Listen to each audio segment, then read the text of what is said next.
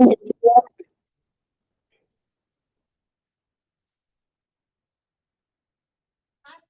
today comes from chapter 9, verses 2 through 9.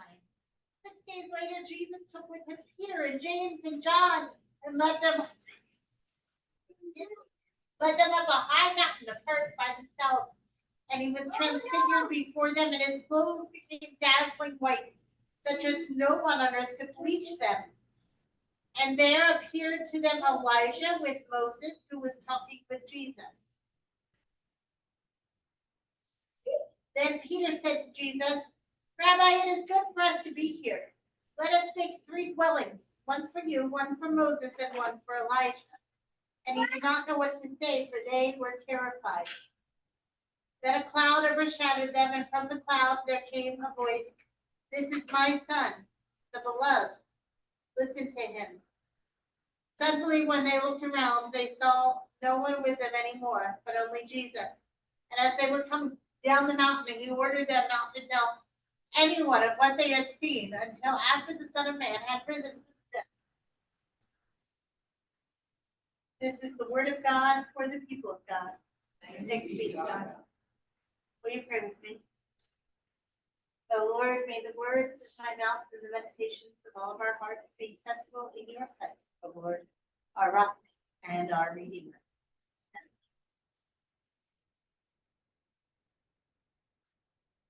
So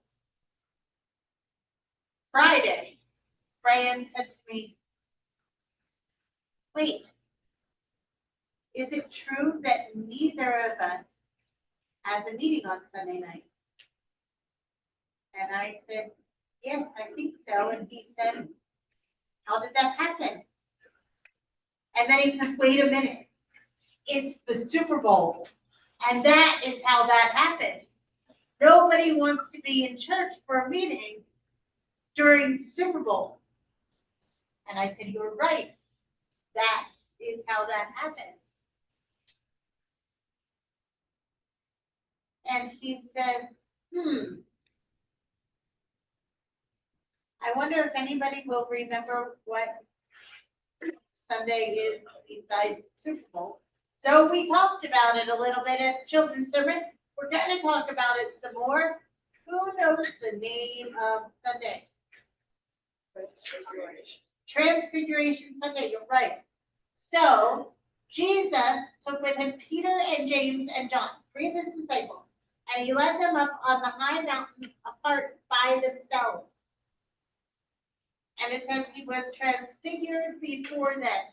His clothes, his skin, everything became a dazzling white.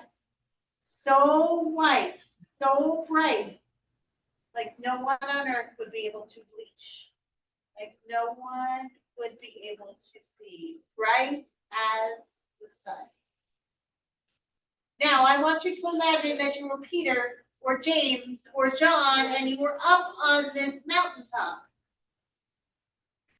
And you saw Jesus become dazzling white. What would you think? Probably you wouldn't know what to think, right? But wow, this was pretty cool. They knew it was something special. How many of you have heard the term mountaintop experience? Yes, you've heard the term. You may have even used the term that something was a mountaintop experience. This is where that came from. The mountaintop where they experienced the transfiguration of Jesus. So I want you to know what also happened when Jesus was transfigured. And there appeared to them Elijah with Moses, and they were talking to Jesus. Now, you've probably heard about Elijah and Moses from the Old Testament, right? What I want you to understand is that the Jewish people of Jesus' time would have known of Elijah and Moses as absolutely pillars of their faith. On Elijah and Moses hung all of the law and the prophets. Everything that was talked about in the Old Testament could be boiled down to Elijah and Moses. Elijah representing all of the prophets, and Moses, of course, representing what? The Ten Commandments, the law. And so for Elijah and Moses to show up with Jesus and Jesus to be dazzling, well, this was absolutely huge. This was probably the biggest day of their lives, biggest thing they had ever seen, more than a mountaintop experience, the most exciting day.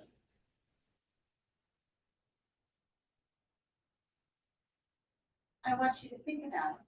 I want you to imagine that you were led somewhere, and all of a sudden on top of that mountain, Jesus appeared. Would you ever forget it? It would be the most exciting day, wouldn't it? The biggest thing you had ever seen or experienced. And so Peter and James and John, they thought this was a really big thing, and Peter decided he wanted it to last. And so Peter started to think, what could I do to make sure that we can have this experience again and again and again? Because that's what he wanted, to have this experience again and again and again. And so he said to Jesus, Rabbi, it is good for us to be here. We need to be here because somebody needs to build the dwellings, the houses, one for you and one for Moses and one for Elijah. So you're all here up on the mountain. And then whenever we want to have this experience again, all we have to do is climb the mountain and there you'll be. Sounded like a perfect idea, right? Except what happens when you put God in the box? It doesn't work.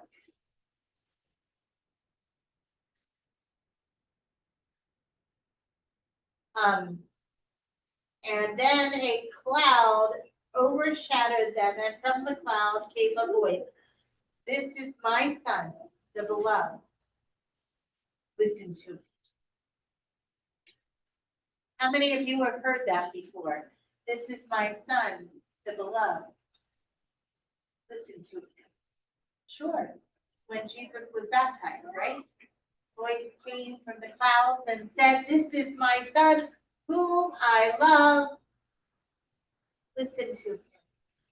And God's self wanted Peter and James and John to know that Jesus was God's son. And they had to listen. Now, I'm pretty sure that when you're already terrified, there's nothing that makes you stop talking faster than when the voice of God comes from the clouds.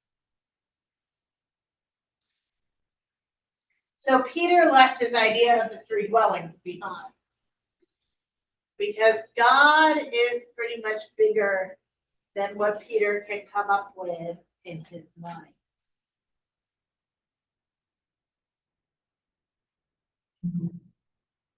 And then they looked around and no one was with them anymore except Jesus. And Jesus was no longer dazzling white. It's kind of a letdown, right? They wonder, gee, is this something that I really saw? Did this really happen?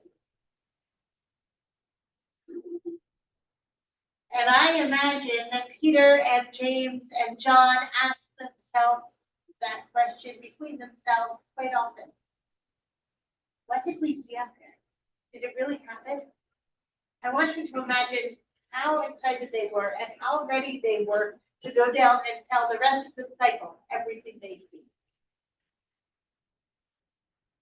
Because what do we do when something really exciting happens?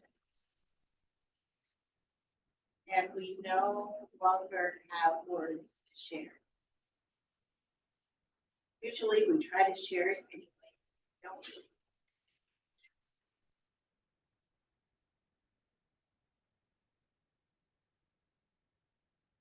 So Peter and James and John, they went down that mountain. They were excited and ready to share. And Jesus said, no, don't tell anyone anything until after I've risen from the dead.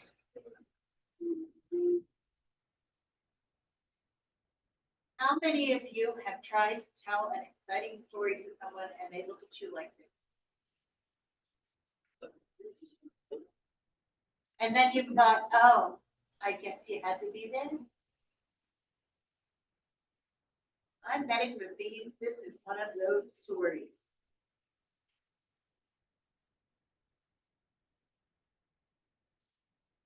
When I was in college, I was in a group called Shining Light. And Shining Light went a lot of different places to do a program of music and drama at churches and all kinds of things. And we went to Brooklyn one weekend. Actually, we went to Brooklyn every year, but we went to Brooklyn one weekend. And we stayed at the Brooklyn First Church, and we went to the First Nation Church of the Brother on Saturday night, and their worship service lasted for 4 hours. And the first time we went to their worship service that lasted for 4 hours, we thought, when are we going to get out of here? But the second time we went to their worship service that lasted for 4 hours, we knew more what to expect. And we were able to relax and enjoy and do our part and worship the rest of the time. And by the third and the fourth times we went to the Haitian First Church of the Brethren, we were looking forward to this service, which was unlike anything that we had ever seen. And so we did that, and I think that weekend we also went to a homeless shelter, and we did a few other things. And then Sunday morning we did the program at the First Church of the Brethren where we stayed.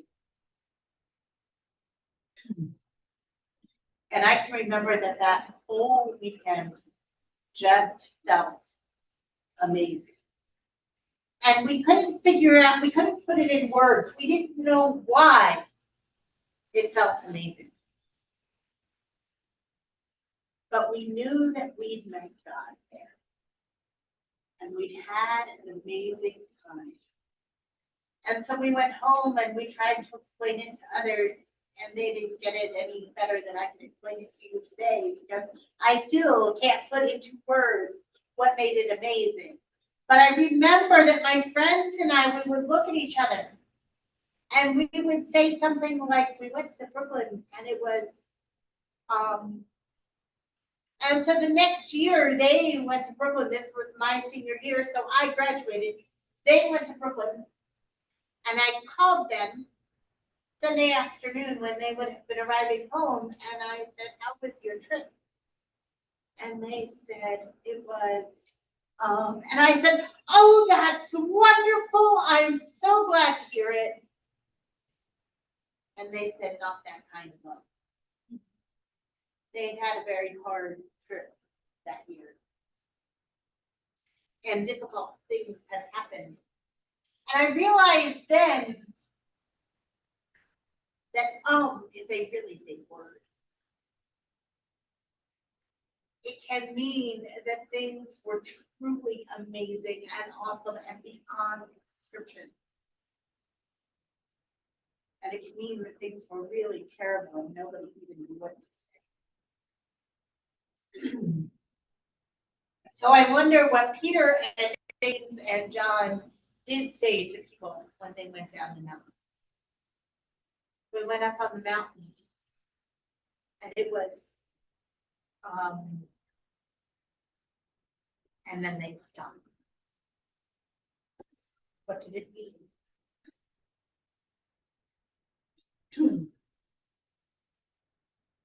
I wonder how many times we've had that experience.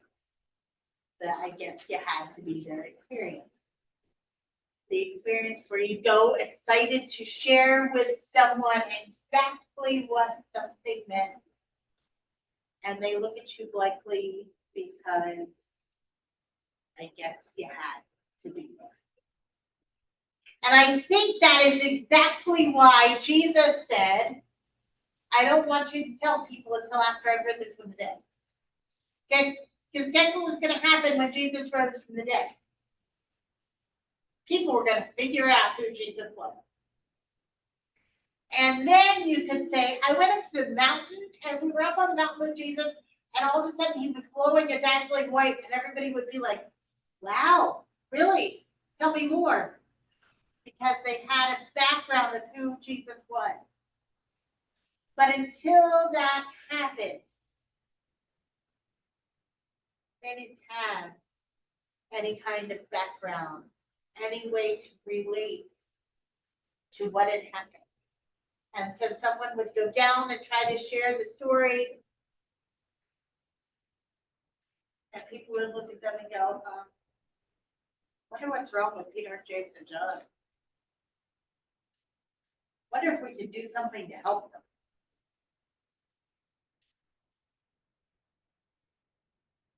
But this was the beginning. We talk about transfiguration always right before the start of Lent. Because the transfiguration story reminds us that something really big is about to happen. Something really big that we don't quite have the words for yet. Something really big that we're going to have to live into for the next few weeks. Something really big that reminds us that our lives are not going to be the same after this. And so we go through this every year, right? And we start Lent. And I encourage you to live a holy Lent. To try to become closer with God. And then here's what happens, because it happens to everybody. Life continues, right? And good things happen and bad things happen. And we try to give something up or we try to take something up, but life continues. And so sometimes you come out of Lent feeling like you've really gotten closer to God. And it's been triggered. And sometimes you come out of Lent knowing that you've just tried to survive the last 40 days or so because life has happened. So here's what I want to tell you. Life is going to happen. But when life happens and you are feeling like you're in survival mode, that you have to take one day at a time, and that you just have to do what comes next. That's what I want to remind you, that God is there. And God is carrying you through life. I don't want Lent to feel like an assignment where you have to do this or this to draw closer to God, because that's not how relationships work. Relationships work because someone is there when we really need them, right? Relationships work because we spend time together. Relationships work because we give each other grace and understand that when life happens, sometimes someone needs a little bit extra. Relationships work because we try to love each other and help each other through. So that's what I want for you this Lent. I want you to make it a Lent of love. Love for each other and love for God. No matter what happens in your Lent, be it good or bad, I want you to remember that you have a church family that loves you. And I want you to remember that that church family is led by God, who knows and loves you even more then you can understand or imagine. And I want you to remember that when Lent happens, that you can have a Lent of love. And when we get to the other side of Lent, when we celebrate Easter and the resurrection of our Savior, I want you to feel like you've had a holy Lent. Why? Because you haven't had extra assignments, but because you've been led by love. Amen.